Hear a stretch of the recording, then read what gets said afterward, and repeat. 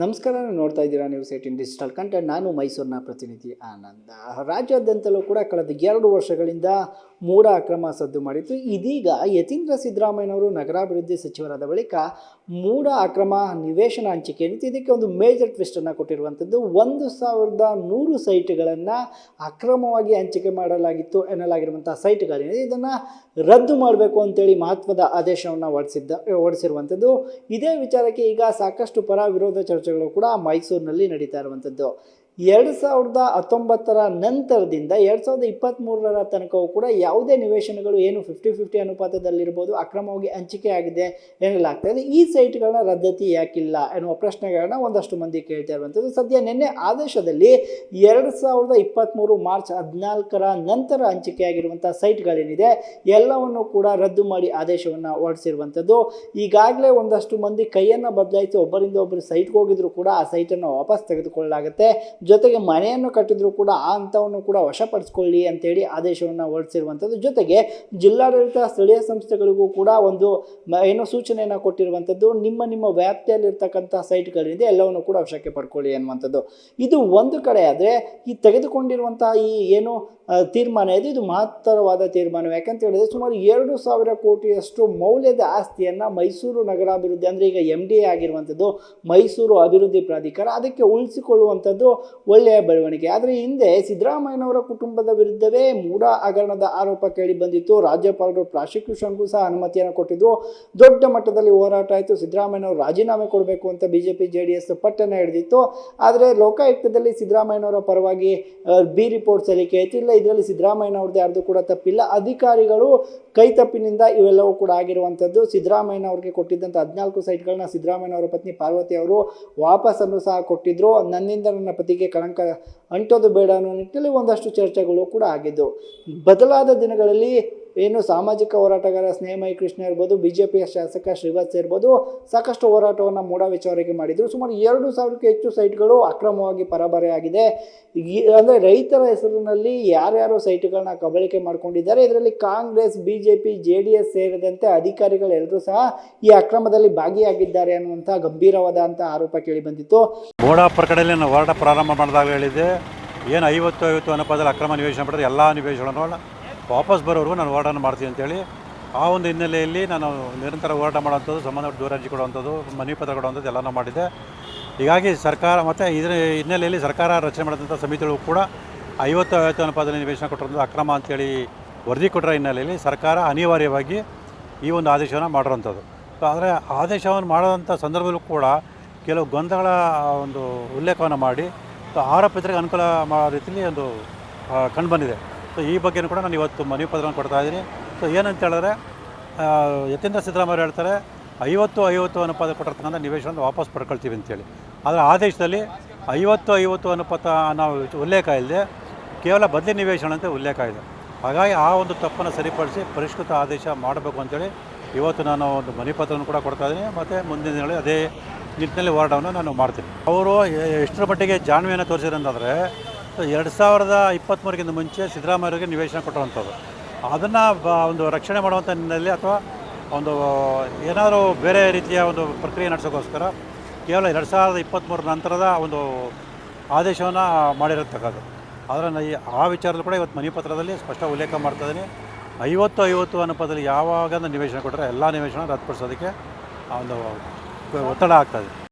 ಒಂದಷ್ಟು ಸರ್ಕಾರ ಸಮಗ್ರವಾಗಿ ತನಿಖೆಯನ್ನು ಕೂಡ ಮಾಡಿಸ್ತೀವಿ ಅಂತ ಹೇಳಿತ್ತು. ಒಂದು ಆಯೋಗವನ್ನು ಕೂಡ ರಚನೆ ಮಾಡಿತ್ತು. ಆಯೋಗವು ಸಹ ಸಾಕಷ್ಟು ತಪ್ಪುಗಳಾಗಿದೆ, ಲೋಪದೋಷಗಳಾಗಿದೆ, ಅಕ್ರಮವಾಗಿ ಸೈಟ್ಗಳನ್ನ ಕೊಡಲಾಗಿದೆ ಅಂತೇಳಿ ವರದಿಯನ್ನು ಸಹ ಕೊಟ್ಟಿತ್ತು. ED ಕೂಡ ಇದಕ್ಕೆ ಎಂಟ್ರಿ ಆಗಿತ್ತು. ಮೊದಲ ಹಂತದಲ್ಲಿ 400 ಸೈಟ್ಗಳನ್ನ ED ವಶಕ್ಕೆ ತೆಗೆದುಕೊಂಡಿತ್ತು. ನಂತರದಲ್ಲಿ ಸುಮಾರು 600 ಸೈಟ್ಗಳನ್ನ ಅಂದರೆ 1,000ಕ್ಕೂ ಹೆಚ್ಚು ಸೈಟ್ಗಳನ್ನು ಕೂಡ ED ಕೂಡ ಜಪ್ತಿಯನ್ನು ಮಾಡ್ಕೊಂಡಿತ್ತು. ಯಾಕಂತ ಹೇಳಿದ್ರೆ 50-50 ನಿವೇಶನ ಅಂತ ಹೇಳಿದ್ರೆ ಬದಲಿ ಅಂದರೆ ಯಾರು 1 ಎಕರೆ ಭೂಮಿಯನ್ನು ಮೂಡಕ್ಕೆ ಕೊಟ್ಟಿರ್ತಾರೋ ಅಥವಾ ಮೂಡ ಅವರಿಂದ ಸ್ವಾಧೀನವನ್ನು ಪಡಿಸ್ಕೊಂಡಿರುತ್ತೋ ಅವ್ರಿಗೆ ಈ ಹಿಂದೆ ರೈತರು ಅಂದರೆ ಅನುಪಾತದಲ್ಲಿ ನಮಗೆ ಕಡಿಮೆ ಸಿಗುತ್ತೆ, ಆ ನಿಟ್ಟಿನಲ್ಲಿ ನಾವು ಜಮೀನನ್ನು ಕೊಡೋದಿಲ್ಲ ಅನ್ನುವಂಥ ಒಂದಷ್ಟು ತರ್ಕಗಳು ಕೂಡ ಇತ್ತು. ಆ ಹಿನ್ನೆಲೆಯಲ್ಲಿ ಇಲ್ಲ, ನಾವು ನಿಮಗೆ ಅಭಿವೃದ್ಧಿಪಡಿಸಿದ್ರಲ್ಲೇ 50-50 ಅಂದರೆ ಅರ್ಧದಷ್ಟು ಸೈಟ್ಗಳನ್ನು ನಿಮಗೆ ಕೊಡ್ತೀವಿ ಅಂತ ಹೇಳಿದರು. ರೈತರು ಕೂಡ ಒಂದಷ್ಟು ಮಂದಿ ಎಲ್ಲ ಒಪ್ಕೊಂಡು ಜಮೀನನ್ನು ಕೊಟ್ಟಿದ್ದಂಥದ್ದು.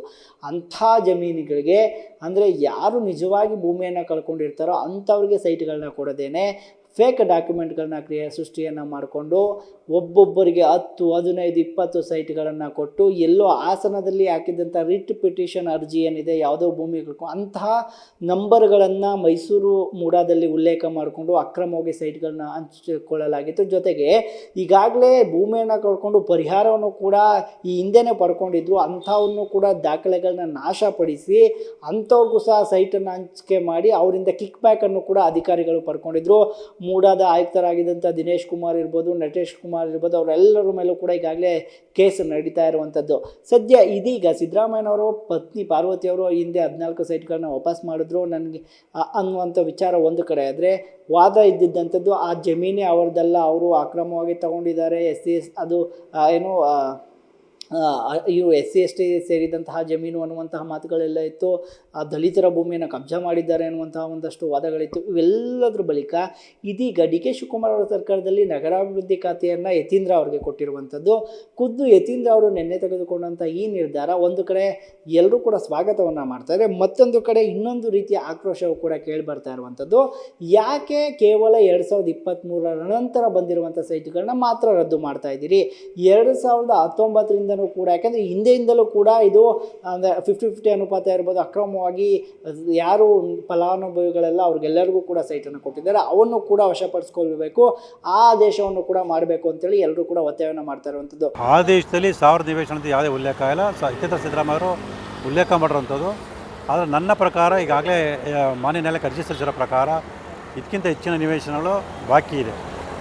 ನನ್ನ ಅಂದಾಜು ಪ್ರಕಾರ 5,000 ಕೋಟಿ ಮೌಲ್ಯ ಬಾಳುವಂತಹ ನಿವೇಶನಗಳು ಇರೋದ್ರಿಂದ ಈಗ ಸಿದ್ದರಾಮಯ್ಯ ಮಾಹಿತಿ ಪ್ರಕಾರ 2,000 ಕೋಟಿ ನಿವೇಶನಗಳು ವಶಪಡಿಸ್ಕೊಳ್ಳೋಂಥ ಒಂದು ಆದೇಶ ಮಾಡಿರೋದ್ರಿಂದ ಇನ್ನೂ ಸುಮಾರು 2,000-3,000 ಕೋಟಿ ಬೆಲೆ ಬಾಳುವಂಥ ನಿವೇಶನಗಳು ವಾಪಸ್ ಬರೋ ಎಲ್ಲ ಸಾಧ್ಯತೆ ಇದೆ. ಪ್ರಾರಂಭದಲ್ಲಿ ಹೇಳಿದೆ, ಅದೇ ರೀತಿ ಈಗಲೂ ಕೂಡ ಹೋರಾಟವನ್ನು ಮುಂದುವರಿಸ್ಕೊಂಡು ಹೋಗ್ತೀನಿ.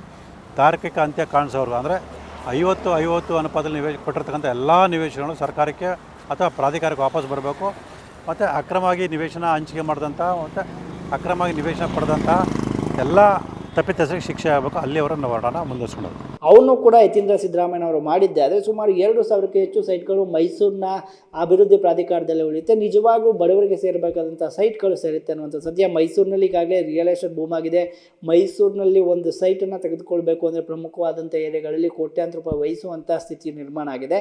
ಇಂತಹ ಸಂದರ್ಭದಲ್ಲಿ ಹಿಂದೆ ಮನೆ ಮಾದೇಗೌಡರು ಅಂತಿದ್ದಂಥ ಸಂದರ್ಭದಲ್ಲಿ ಮೈಸೂರಿನಲ್ಲಿ 3,000-4,000 ರೂಪಾಯಿಗೆ ಸೈಟನ್ನು ಕೊಟ್ಟು ಸುಮಾರು ಜನಗಳಿಗೆ ಮನೆಯನ್ನು ಕೊಟ್ಟಿದ್ದನ್ನು ಹೊರತುಪಡಿಸಿದರೆ ಮೈಸೂರಿಗೆ ನಿಜವಾದಂತಹ ಒಂದು ರೀತಿಯಲ್ಲಿ ಸೇವೆಯನ್ನು ಸಲ್ಲಿಸಬೇಕಾಗಿದ್ದಂಥ ಮೂಡ ಏನಿದೆ ಅದು ಅಧಿಕಾರಿಗಳ, ಜನಪ್ರತಿನಿಧಿಗಳ ಹಾಗೂ ದಂಧೆಕೋರರ ಜಾಗ ಆಗಿತ್ತು. ಇದೀಗ ನಿನ್ನೆ 1,100 ಸೈಟ್ಗಳನ್ನ ಏನೋ ಅಕ್ರಮವಾಗಿರುವಂಥ ಹಂಚಿಕೆಯನ್ನು ರದ್ದು ಮಾಡಿರುವಂಥದ್ದು ನಿಜಕ್ಕೂ ಕೂಡ ಒಂದು ಒಳ್ಳೆಯ ಬೆಳವಣಿಗೆ ಅಂತಲೂ ಕೂಡ ಹೇಳ್ಬೋದಾಗಿದೆ. ಮುಂದಿನ ದಿನಗಳಲ್ಲಿ ಇನ್ನಷ್ಟು ಸೈಟ್ಗಳನ್ನ ಯತೀಂದ್ರ ಸಿದ್ದರಾಮಯ್ಯನವರು ರದ್ದು ಮಾಡುವಂತಹ ಕ್ರಮಕ್ಕೆ ಮುಂದಾಗ್ತಾರ ಅನ್ನುವಂಥದ್ದು ಕೂಡ ಕಾದು ನೋಡಬೇಕಾಗಿದೆ.